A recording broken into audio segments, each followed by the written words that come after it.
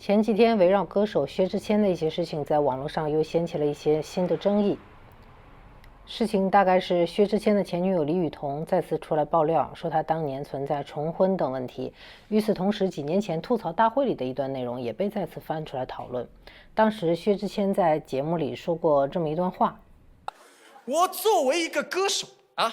我一没有提前解约，我二不偷不抢，我三没有找一个有钱的女朋友给我发片，我四没有找一个比我红的女朋友来辅佐我有错吗？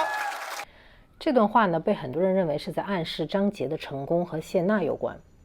虽然这是几年前的节目了啊，但是因为薛之谦前女友的爆料，这段话可能又被网友翻了出来。随后呢，张杰的妻子谢娜出来发声，希望薛之谦向张杰道歉。他的理由是因为薛之谦自己的私事啊，很多攻击也波及到了他们夫妻，而且看起来他们已经忍了很久了。事情发展到这儿呢，本来已经是一场娱乐圈的舆论事件吧，但后来又出现了新的情况。张杰的前女友也出来爆料，说当年张杰是出轨了，谢娜是第三者等等。当然了，张杰的本人的回应呢，很快也回复了，就说是并没有这回事的啊。于是事情就变成了一个典型的一个互联网的事件，各种爆料啊、回应啊、猜测啊、站队啊，然后就持续的在这个互联网上发酵。这些事儿具体的真假呢，其实短时间内很难完全的搞清楚。在这件事情里呢，我不关心谁对谁错，对明星八卦也没有那么感兴趣。但我注意到一个很有意思的问题，就是它背后折射出来的一种怎么说呢？一种社会心理吧，女性在关系中的一个位置问题。当年那段被认为在暗示张杰靠谢娜成功的话，为什么会让谢娜这么敏感？以至于他在微博中写他在微博中这么说的，他说杰哥当年重新参加比赛，从头再来，是因为当年他已经没有了唱歌的舞台，从报名海选开始，他靠自己一场一场拼下来，因为比赛的人气，当年的公司才给他发片、开演唱会，一直到现在让所有人看到实力歌手张杰，是靠他自己的坚持，靠自己的热爱，靠自己的实力，一步一步拼出来的。他还说杰哥一辈子只爱唱歌，低调做人，从不参与是非，却要一次次被牵扯、被消费。薛之谦当年那段话是你说的，你可以说你说的不是他，但是舆论引导是因为你而造成的，伤害已经造成了，现在旧事重提，源头依然是你当年的言论，而你缩在段子手后面吃着红利，伤害着无辜，这些年一句道歉的话都没有。他还说，我只要求一件事儿，请正视自己的言行，为被你无端牵扯的张杰正式道歉。他在这篇微博中强调，张杰的成功源自于他自己的努力和对音乐的热爱。其实谢娜已经不止一次在公开场合说过类似的话，她多次在这个采访中提到过，就是张杰的成功是他自己努力得来的，是靠他自己的实力。为什么谢娜要一直强调这个呢？我看到一个细节在这个事件里，有人翻出谢娜在2007年求助主持人李静的一条短信，短信里边是这么写的。他说这个我真的很喜欢他，但是他太酷了，爱他爱得好辛苦，我总觉得他明明知道我喜欢他，但是他却不给我一点暗示和肯定，我很想要帮助到他，有种为了他什么都愿意的感觉，可发现他的自尊心真的太强大了，我不知道应该用怎样的方式去爱他。然后他说我真的爱他爱得好累呀。这是一条这个求助的短信但是从这段短信里边，其实可以看出一件事儿，就是张杰他是一个自尊心很强的人，他可能并不太接受来自于谢娜的帮助，他可能不太想接受吧。而谢娜当时其实是非常希望帮助他的。而张杰在参加《快乐男声》的时候呢，谢娜是主持人，有一个评委不知道有意还是无意曝光了他们俩之间的恋情，能看到张杰的表情和状态是多少有点尴尬的。他还不能大方的去介绍或者说去承认他们之间的这段恋情，反而是谢娜一次在镜头前夸赞这个张杰甚至在比赛中为张杰伴舞。有一个事实其实很清楚，在他们关系的早期阶段呢，谢娜的事业确实明显比张杰更成功。当时谢娜已经是非常知名的综艺节目主持人了，而张杰还在音乐圈打拼参加比赛，知名度并不算高，至少没有办法跟谢娜同日而语。后来有人统计过，这个张杰是除快乐大本营5位主持人外上节目最多的嘉宾，好像是30次还是33次，我不太记得了。这样的曝光度不能不说和谢娜有着直接的关系。从比赛时为她打 call， 到后来频繁出现在这个快乐大本营，张杰其实在这个里面获得了非常高的曝光度，所以我觉得很难去否认，在他事业的一个早期阶段呢，谢娜确实提供了非常重要的支持。至于没有谢娜他会不会成功，我们当然无法假设，但是在竞争激烈的娱乐圈，光靠努力和热爱往往并不足以走出来的，这个大家都知道。所以吐槽大会的那段话之所以会被很多人理解为在内涵张杰，其实原因很简单，因为这本来就贴近大家看到的事实。那说回刚才的话题，谢娜对大家普遍认为的这种说法，就是他帮助了他张杰通过谢娜获得了一定的成功，是非常在意的。这个原因呢，我觉得就是他弱化了自己的优势，或者说对张杰的帮助。他想打造张杰是实力歌手，他的成功与自己无关，他不想自己的光芒遮盖住张杰。可能是他自己真的确实这么认为，也可能是社会环境甚至关系本身让他不得不这么说。所以问题就在这儿，我觉得可能在我们的社会中，一段关系里，如果女人比男人更成功，本身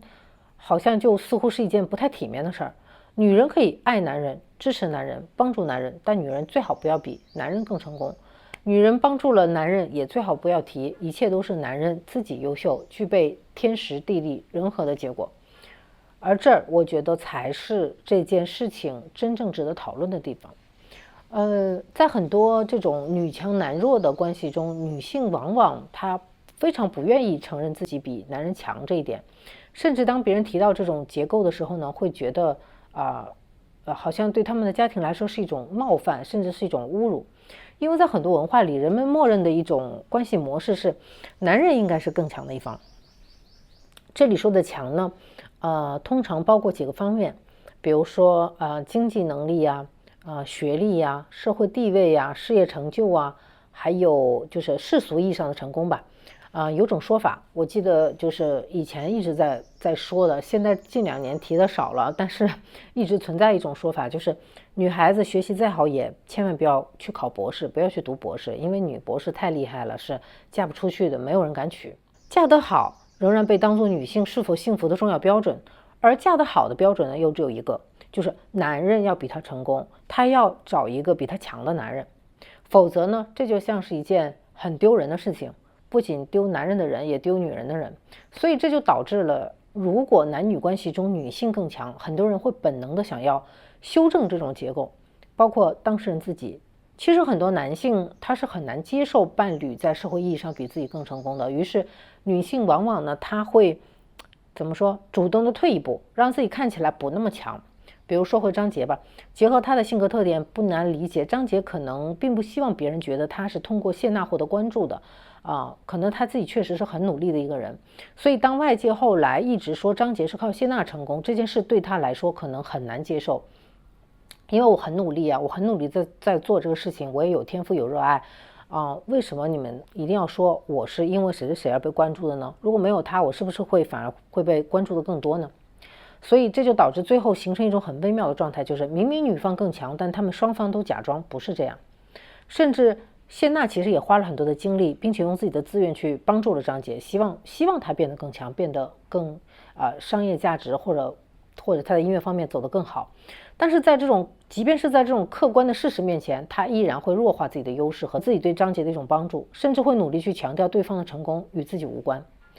当然这里面有他真心认为的部分也有社会期待或者说维持他们关系所需要的部分。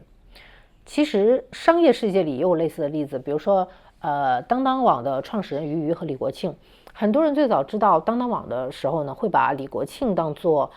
主要的创始人，但实际上俞渝在公司的创立和发展过程中一直是非常核心的决策者。他不仅负责公司的管理和资本运作，在很多关键商业决策上也起到了决定性的作用。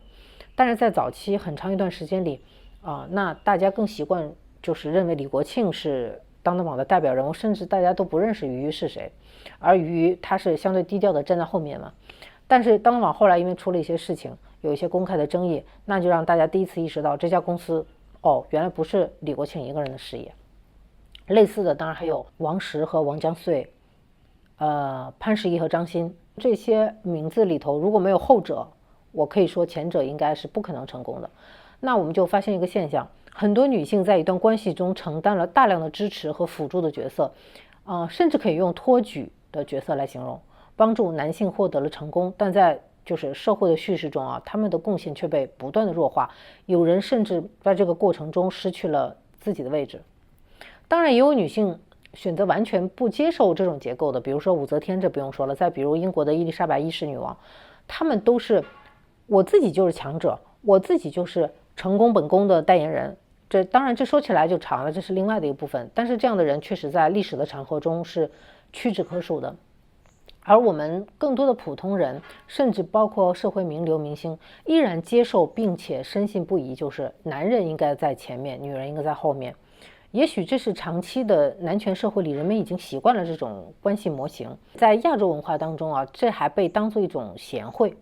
这种结构带来的影响其实非常非常的深。所以当女性在现实中更强时，她们的夫妻关系往往会承受一定的压力，这个时候女性就会需要额外的去努力，才能维持一种男人更强的一种叙事。在这个逻辑下，我觉得谢娜一直强调这个张杰的成功来自于他自己的努力，其实也不难理解。但我们如果换一个角度想一下，一个家庭里谁更成功，真的有那么重要吗？有的家庭可能男性更强，有的家庭是女性更强，也有很多家庭是两个人在各自的领域都很强。我觉得这本来是一件就是非常自然的事情。一个关系它是否稳定，并不取决于谁更强。而真正重要的是两个人是否能够在关系中彼此的尊重、彼此的支持，他们是否合适。如果我们真的能够这样去看待关系，其实很多争议我觉得就不会被无限的放大了。别人说什么、暗示什么，其实也没有那么重要。现在帮了张杰又怎么样呢？张杰接受了帮助又怎么了呢？没有人能够凭一己之力成功。在一段关系中，一个人如果有光芒，他的光芒是不会成为另外一个人的阴影的，反而可能成为彼此的光。女强男弱的夫妻之间，如果可以坦然的面对和承认女方更强的事实，我觉得会比任何的掩盖和强调都更有力量。但是现实是，即使像谢娜这样已经非常成功、非常有影响力的女性，仍然会在这种问题上感到不安，经常的因为这样的事情站出来维护自己的丈夫这其实说明了一件事情，女性在对自我位置的认知上可能还有很长的路要走。确实不仅是社会需要改变，这不是一个人两个人或者一个女性两个女性就可以改变这件事儿的。我觉得是我们所有的女性自己也需要慢慢的建立一种新的自我认知，那就是承认自己的能力，承认自己的成功，承认自己选择的那个人并没有世俗意义上的成功，但是依然适合自己。我觉得这并不是一件需要羞愧的事情。在能做到这些事情之前，在我们能够自我成长之前，类似的争议可能还会一次又一次的出现。好了，我今天就想分享到这儿，我们下期见。